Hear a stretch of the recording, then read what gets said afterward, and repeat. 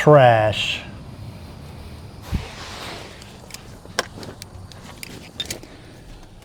Hot garbage. That's a couple of modern day slang terms that I find myself using all the time.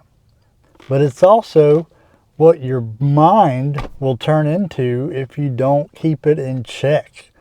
Today, we're going to talk about journaling.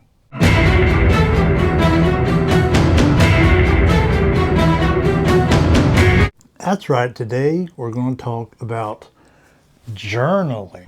I don't want this video to be too long, but I'm going to start off with a little bit of a story. Those of you that are aware of my situation, been separated from my wife for 2 years, but that's not what we're going to talk about. Afterward, when she left, and this was the second time, I've been divorced one time already, so I joined this marriage program because I'm thinking to myself, maybe something's wrong with me. And I joined the marriage program. The first thing that they wanted me to do was buy 2 journals. I don't have the other one with me at the moment, but one was the journal for keeping track of the growth, you know, that I was going to learn the things whatever, you know what I'm saying? Just a regular journal like anybody has. And one was an anger journal, something I could put those negative thoughts down on paper. And I've always loved the idea of journaling. It's just one of the things, like when I would start, like I could never commit to it and just never did it. Because I'm like, after a few times, I'm like, well, I'm just going to get started and then stop, so there's no point in starting a journal. But since then, and they taught me how, you know, why it's important to have a journal, and a lot of the things they explained to me, you can get them everywhere. You can get them other places too. You know what I'm saying? There's other places that, you know, if you go to therapy, they're probably going to tell you the same thing. YouTube channels about journaling, whatever, probably tell you the same thing. That we overthink things. Like, you ever get in your head and you just start thinking about what if this happens? What if this don't happen? And things like that. And you just think about it instead of focusing on what you can do, focusing on what might happen. Instead of focusing on the present, you're focusing on a fictional future that may or may not happen. You don't know. The thing is, especially with men, we don't like to talk about our feelings. And we live in a world that feeds that mentality. You know, the world we live in tells us, you know, hey, you got to be a man, suck it up, carry on. And there's truth to that. Men do need to be able to suck it up, move on, not quite in those terms. But one thing the program taught me was to be in control of your emotions. That's how you avoid arguments with your wife. That's how you avoid arguments with people at work. That's how you avoid letting people control you by being, if you're in control of your own emotions, then somebody else can't be. And that's what happens when someone makes you sad, when someone makes you mad. You are allowing them to control your emotions instead of you controlling them yourself. So the journal was a place for me to take all the garbage that was in my head, all the things I was thinking about, you know, what's wrong with me? What's wrong with her? You know, why is this happening to me again? And put it in here. Take it out of my head where it's all rolling around in there like a snowball, and put it in a journal. And I've had this journal, I'm halfway done with it. I thought I'd be, you know, full up by now, but I have missed lately. I've been missing way more than I should. Let me see my first entry. August 20th, 2022. So 2 years ago, almost almost 2 years ago. This is where, and my format has changed over time. They kind of gave me like a basis, because obviously I'd never journaled before. I didn't know what I was doing. They gave me like a basic outline, and I started doing it that way. And then the more I got comfortable with it, the more I changed it up. From they got 2 sections, and then I merged them into like 1 section eventually, and then I just started writing regular journal entries like I was writing to myself, like I was writing myself, future self, a letter. Actually, my present self, but for my future self to read if I ever decided to come back and grab this up. There's a lot of different ways you can journal, but the point is to clear out your mind, to get all that stuff that's weighing heavy on you, and you want to get it out. Otherwise, you're just going to sit there and think about it. I can't tell you how many times in the beginning when I was at work and I felt like I was going to have a mental breakdown, because I'm at work doing work things, but my mind didn't want to do work things. My mind wanted to focus entirely on my situation, but I can't do that. I got to put that aside and do work things, because that's what they pay you to do. So eventually I got good enough at the journaling where I started putting stuff in here and getting it out of my head. And in those days, like, I needed to have something to write on, a journal type thing with me at all times, so that if I got overwhelmed when I was at work or whatever, I could just whip this out and start writing it down. Like I said, though, there's a bunch of different ways to journal. I love to write, if you can't tell by the header, banner, whatever they call it, on this channel. I love to write. I don't do it as much as I wish I did, but I love to write. And one of the things the marriage program taught, and it was called The Bulletproof Husband. And again, this video is not about that. That's just the source. That's where I learned some of the things that helped me to journal, because I had never done it before. One of the things they said, well, you got to do this is what we suggest you do in order to get to the bottom of your hurt, of your pain, or as the buzzword in 2024 is your trauma, they like to call it. But all your insecurities that you have stem from some pain that you received in the past and never let go of. And they're like, and these are the ways we suggest you deal with it. Well, none of those ways resonated with me. None of those ways, they were like, well, try this, try this, try this. And I'm like, they don't really work for me. Like, I don't really like them. I've tried them. They don't work. So I thought to myself, I like to write.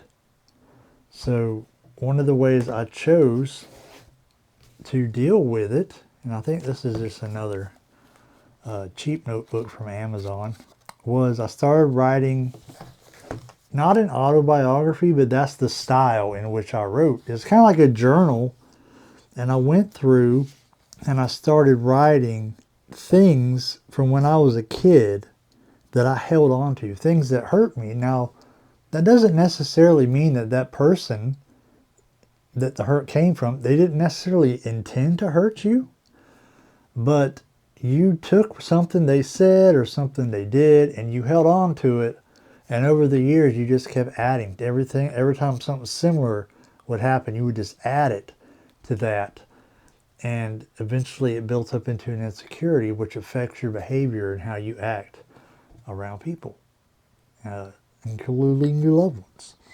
So I started writing down, because you ever have memories in your head of like your childhood or something like that, and you vividly remember it, but it's not significant, and you're asking yourself, why do I remember this? Because there's nothing significant about it. And it could be because it was a situation that hurt and you held on to it, and that's why it seemed benign at the time. It seemed like not a big deal at the time, but the fact you held on to it and the fact that you remember it, kind of says it all. So I started here, talking about when I was a kid. You know, look at me. I'm skinny. Imagine how much more skinny I was when I was a kid, tall and skinny. And everybody looked at me like I was weak. And I wrote down all the times that I could remember that stuck out to me where I felt weak. And I followed that up with my relationships, all the major relationships I've been in my life. The girl I dated in high school, my first wife, and girls I dated after that all the way up to my second wife. I didn't write about her because I'm in the situation now. And I wrote down basically the whole story of our relationship and why it ended and the reason it ended. Like the insecurities that I had at this point realized I had, and I wrote down the story and I was able to look at it and go, that's it right there. Like that is where the problem was, my insecurity. And granted, don't think I'm taking all the blame. Like there's plenty of blame to go around. But I ain't worried about people I can't fix. Just worried about me. And I went through these stories looking at my, high school girlfriend, first wife, and the stories and how things happened and how I handled them. And I'm looking at them now like I see what the problem was. I understand the reason that relationship didn't work out. As far as, my part goes, I can't, like I said, I can't speak for their part, but I can see where it went wrong, on my end of things. So I got that all down. This is y'all seen this one on the channel before. This was an Otterblotter notebook. I really need to find a reason to use this. I started this out this year as my, not gratitude journal, the opposite of a gratitude journal, my grievance journal, but it didn't turn out. I didn't use it that much. So that's another way you can journal. Gratitude journal, if that's your thing. Grievance journal. You can write letters. You can just get a page and just write down all the things you did today and how they made you feel. And you can write letters to yourself. I got prayer journals where I just write my prayer as a letter to God, as if I'm writing God a letter. I got my poetry journal, which is really just my poetry book. I write poetry in, and because I like to write, like I said. But there's ways to journal. It's not just, well, I could never just sit down and write that. Well, there's ways you can do it. There's journaling tips I've seen on YouTube where you just write a sentence a day. Just write one sentence about your day, and then you're done. That's it. But the point is that you need to uncloud your head. You need to uncloud your head, get all the garbage that you got going up here, put it on paper. I guess you could do it digitally if that's your thing, but paper is my thing. Get it on paper, get it out of your head, clear up some space in there for some positive things to be in there. See, most of my journal entries are like not even like a full paragraph at most.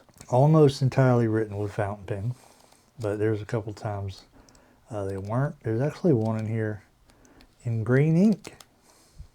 If y'all harken back to my fountain pen video I did, there's blue ink. I think that's because I put a cartridge in my pen because I just got a new pen at the time and I didn't know it was blue. It looked like black ink to me. I put it in there and it was blue.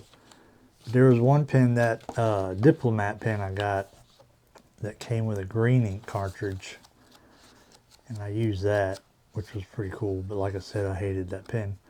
Anyway, why am I talking about ink? Get it out your head, put it on paper, and it's like, what's the thing people always say? There's scientific evidence to back up that when you write things down, you're more likely to remember them. So if you write down, if you want, now maybe you don't want to worry about your mental health, because I used to be that way. And maybe you don't want to decipher what's wrong with your thinking or your behavior. I mean, Maybe you're absolutely perfect. Who knows? But if you write it down, you'll begin to see patterns. You'll remember it more because you're writing it down. Like I said, there's research to back that up. They say, I've not seen it, but they say there is.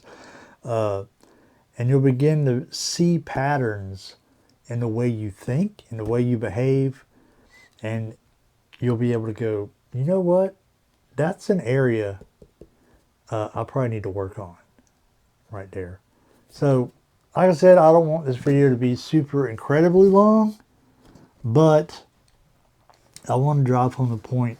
I used to be one of those people who made fun of other people who were always talking about mental health. Oh, it's not good for my mental health.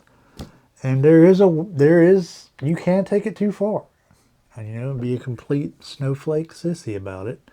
But the more I looked at it, looked into myself and the other guys in the group too, sharing their stuff with me, the more I've seen, like, I understand now. It's like, I think one of the metaphors they gave was like, when you're a kid, somebody put a rock in your pocket. Someone gave you a rock, which was something they said to you that hurt you and made you feel insecure about yourself. And you took that rock and you put it in your pocket. And now, from childhood up until adulthood now, every time someone had done something similar to you and made you feel insecure about yourself or brought up that insecurity, they gave you a rock. And you took that rock and you put it in your pocket. And now, it's been 20, 30 years since you were a kid, and now your pockets are just full of rocks and they're weighing you down. And you got to get those rocks out of your pocket. You got to get back to what it is and what happened. And like I said, maybe that person did not mean to hurt you, but you took it that way and you held on to it. And you just added to it as you got older. So, like I said, maybe you're perfect, but the rest of us are not. And when I found myself in a situation that I never thought I would be in again, I had to, instead of pointing the finger and blaming, because that's all of our first reaction. That's my first reaction. Why is she doing this? Why is she doing this? Why is this happening to me again? And I had to look in the mirror and be like, maybe it's me. Maybe I'm the problem. I can't speak highly enough about journaling. I need to get in the habit of doing it more. I used to do it every day, and now I might do it like twice a month. I need to really up that habit. Maybe I got that booklet in my TN, my traveler's notebook, for writing intros for the YouTube channel. Maybe I'll take that out and put a journal in there at some point. But first, I want to finish this one. It bugs me that I'm not done with it yet. Like, my goal is I want to finish an entire notebook before I start another one. So, appreciate y'all joining me for this video. Next video, we might be talking fountain pens again. I got 1,500 views. And like that video got me 1,500 views and like doubled my subscriber count. Like, I don't even understand life. I'm like looking at that like I made this channel for no reason. Like, I got my main channel and I put all kinds of work into my main channel to try and, make it successful. And then I create this channel just for putting random nonsense on, and everybody's like, hey, 1,500 views and double my subscriber count. But I appreciate it. I appreciate y'all watching, because I didn't think anybody would, and I didn't care if they did, but I'm glad you're here. Anyhow, that's journaling. Write it down. Take care of your mental health. Like I always said, maybe in the other journaling video I made that wasn't on this channel, people always tell you you can't carry that anger around with you. It'll burn you up. Or, if you take your feelings and you lock them inside, eventually you're going to explode.